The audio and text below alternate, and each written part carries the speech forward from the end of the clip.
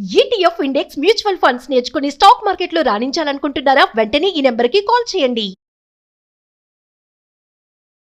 నమస్తే రమగారు. నమస్తే జయ. రమగారు, ఈ నెల 7వ తారీఖున మనకి చంద్రగ్రహణం వచ్చింది.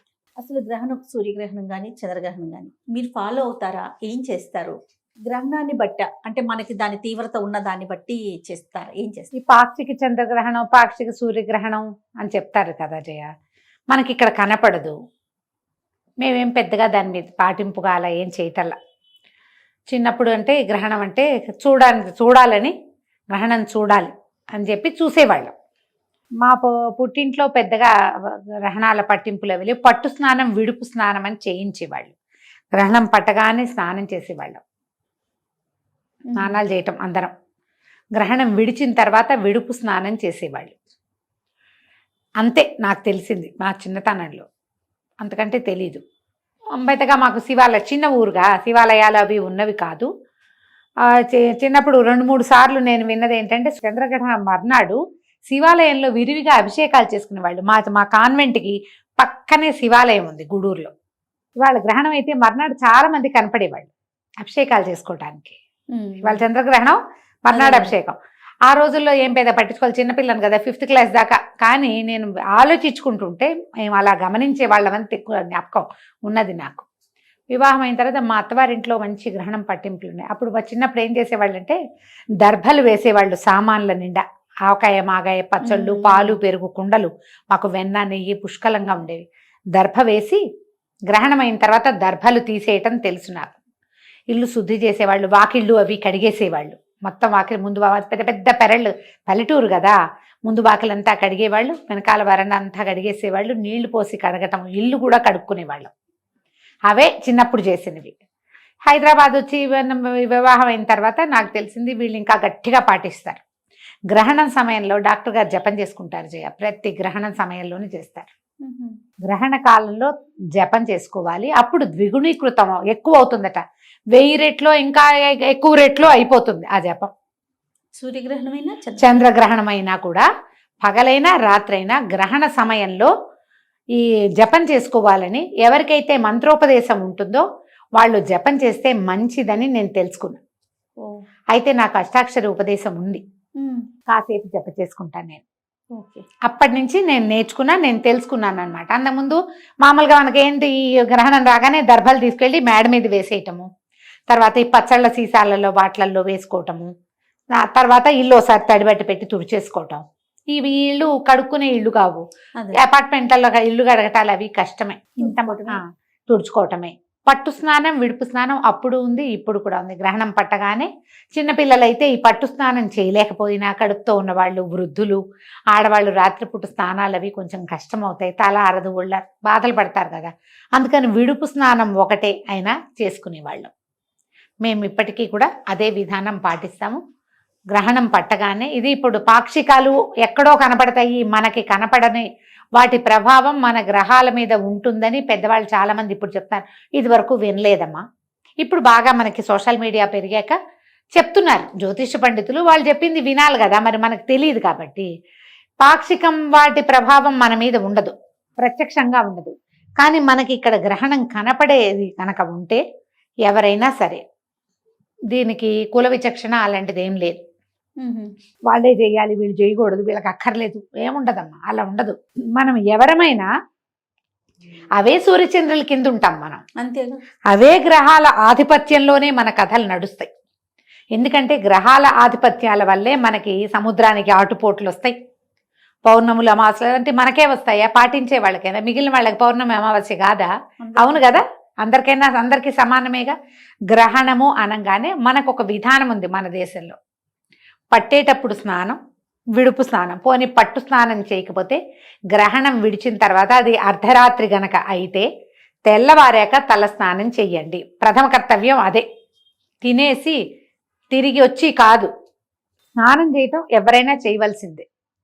ఇందులో ఇప్పుడు నేనైతే చెప్పలేను, కానీ పెద్దవాళ్ళందరూ చెప్తారు కదా, ఈ 4 రాసుల మీదకి వచ్చింది, ఈ 5 రాసుల మీద, ఈ 2 రాసుల మీద.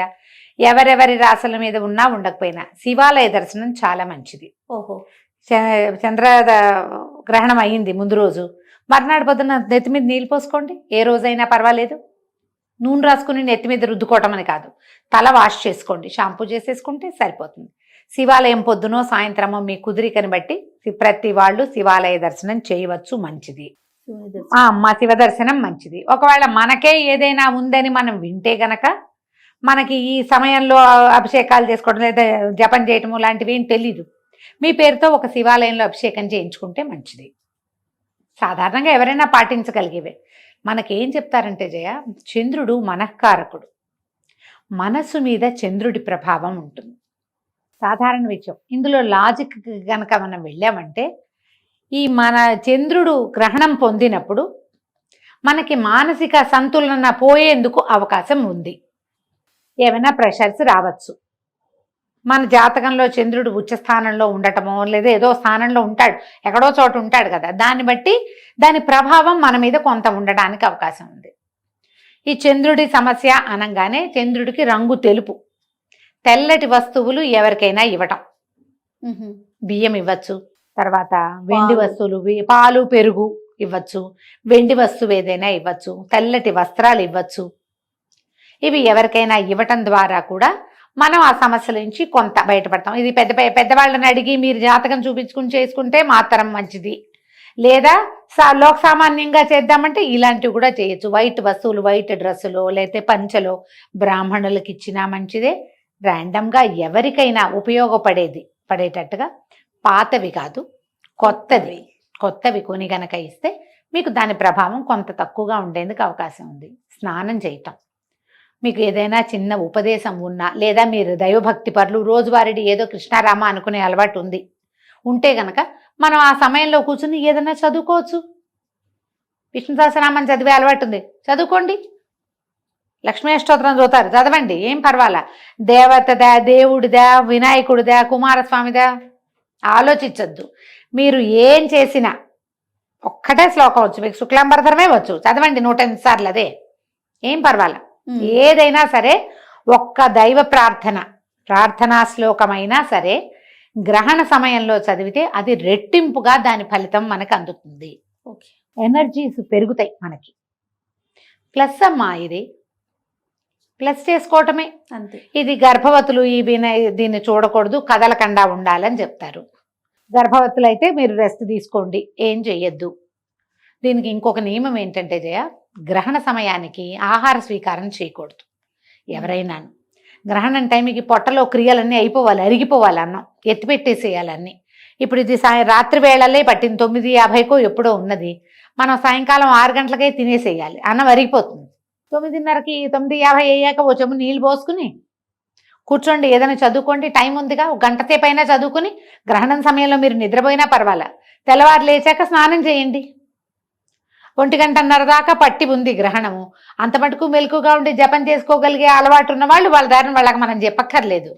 మామూలు వాళ్ళకి ఏదైనా చెప్పాలంటే ఇలా చేసుకోవచ్చు. మీరు ఏదైనా చదువుకోండి. కొన్ని రాసులకు బాగుండటం, కొన్ని రాసులకి బాగోకపోవటం, ఇలా ప్రతి గ్రహణానికి వింటూ ఉంటాం కదా రమ్మగారు. అవును. అంటే దీని వెనకాల ఏమన్నా ఉందంటారా? ఏమి కాదు జయ, అది ఇప్పుడు ఈ గ్రహణం పట్టిన సమయంలో ఏ రాశి ఎక్కడెక్కడ ఉన్నది దాన్ని బట్టి ఆయా రాసులకి ఇప్పుడు ఆ గ్రహదేవతలు ఎక్కడున్నారో దాన్ని బట్టి కదా. అప్పుడు ఈ గ్రహాలకి మంచిది కాదు, వీళ్ళు కొంచెం జాగ్రత్త పడాలంటే ఏం చేస్తాం, గ్రహణాన్ని ఆపలేం కదా, చూడకుండా ఉంటే పోదు. అది బయట కాస్మిక్ దీంట్లో జరిగేది, వినీలాకాశంలో జరిగేదాని ఎఫెక్ట్ దాని కింద ఉన్నాం మనం, మనకు తప్పదు. మనం ఒకవేళ తెలుసుకుంటే ఇవి చేసుకోండి అని ఏమైనా చెప్పినప్పుడు వాటిని పరిహారాలు పాటిస్తే సమస్య కొంత మటుకు సద్దుమణుగుతుంది. అన్నిటికంటే అత్యంత సులువైనది దేవాలయ దర్శనం. మర్నాడు చక్కగా శివాభిషేకం చేసుకోండి. ఇది ఆదివారం నాటి రాత్రి వచ్చింది, సోమవారం శివుడికి విశేషం కదా. అవునండి. చక్కగా అభిషేకం చేసుకోండి, దానం చెయ్యండి, ఎక్కడైనా బియ్యం దానం చేసేయండి, బియ్యం ఇవ్వండి మీ చేత్తోటే. మీరు ఇవ్వండి. పాత రోజుల్లో ఏం చేసేవాళ్ళు జయ, అడుక్కునే వాళ్ళు, భిక్షకులు వచ్చేవాళ్ళు, ఇట్లా దోసిడితో బియ్యం తీసి పెట్టేవాళ్ళం. ఇప్పుడు ఆ అవకాశం లేదు. చక్కగా ఒక కవర్ ప్యాక్ చేయండి, ఒక 4-5 కవర్లు ఎవరికైనా చేతిలో పెట్టండి. అన్నం వండుకుంటారు కదా. మీ కర్మ పరిపక్వం అయిపోతుంది, వాళ్ళు తినేస్తారు, వాళ్ళకి అరిగిపోతుంది. మీ దాన ప్రక్రియ ఉపయోగపడుతుంది. తప్పకుండా. పెద్దవి చేయలేకపోతాం, ఇదేనే చేయొచ్చు. పంచదార కూడా ఇవ్వచ్చమ్మా, అది కూడా ఇవ్వచ్చు. బియ్యం దానం చేస్తే అసలు చంద్రుడికి దానం చేసేదే బియ్యం. తెల్లటి వస్త్రాలు, ముత్యము, వెండి ఇవన్నీ కూడా దానానికి పనికొస్తాయి. తెల్లటి వస్తువులు ఏవైనా అలంకరణ వస్తువులు కూడా ఇవ్వచ్చు. ఇవన్నీ పాక్షికంగా అయినా కూడా పనిచేస్తాయి. ఇలాంటిది ఏదైనా చేసుకోవచ్చు. మీరు ఏదైనా చదువుకోదలుచుకున్న వాళ్ళు చదువుకోవచ్చు. భయపడాల్సిన పనే ఉందమ్మా. మనం భయపెడితే ఏమాగుతుంది? మనకు భయం మిగులుతుంది. అంతే. అనవసరమైన ప్రెషరు, టెన్షను కదా. అవును. ఒకవేళ భయాలు, టెన్షన్లు, ప్రెషర్లు మీకుంటే ఓ పురోహితుడిని ఆశ్రయించి ఆయన ఏం చెప్తే అది చేసుకోండి. అంత లేదు ఊరికే కొంచెం అనుమానం, ఇది చేసుకోండి. దానికి మనకి ఏం చేయాలనేది కూడా మనం చెప్తా ఉన్నాం కదా చెప్తున్నారుగా గురుగారు. పెద్దవాళ్ళంతా ఆ, చెప్తారమ్మా. సో చేసుకోవటమే. చేయగలిగినంత చేసుకోగలిగినంత. చేసుకోగలిగినంత చేసుకుంటే కొంత మటుకు దాని ఎఫెక్ట్ లో నుంచి తగ్గుతాం మనం. ముందు మనసు ప్రశాంతంగా ఉంటది కదా ఉంటుంది, గారు. ఉంటుంది. ఓకే, ఇది ఉంది నాకు, నా రాశికి ఇది జరుగుతోంది, దానికి పంచదారో బియ్యమో ఇవ్వాలి, ఇచ్చేసాం అనుకోండి, ఏదో ఒక తృప్తి, అది ఒక తృప్తి, ఒక తేలికపాటు అనిపిస్తుంది. ఒక దేవాలయానికి వెళ్ళాం, ఓ దర్శనం చేసాం, ఒక అభిషేకం చేసుకున్నాం, ఒక క్షేత్ర దర్శనం చేసాం. ఇలాంటిది ఏదైనా చేస్తే ఈ ఎఫెక్ట్ లో నుంచి కొంత తగ్గటంతో పాటు ఈ చేసిన తాలూకు ఫలితమేమో మనకి ప్లస్ అవుతుంది. పాజిటివ్ ఎనర్జీ కదా, దాన్ని సొంతం చేసుకోండి. అంతకంటే పెద్ద హైరాన్ పడక్కర్లేదేమో అని అనుకుంటున్నాను. తప్పకుండా రమ్య గారు. నమస్తే. నమస్తే జీ.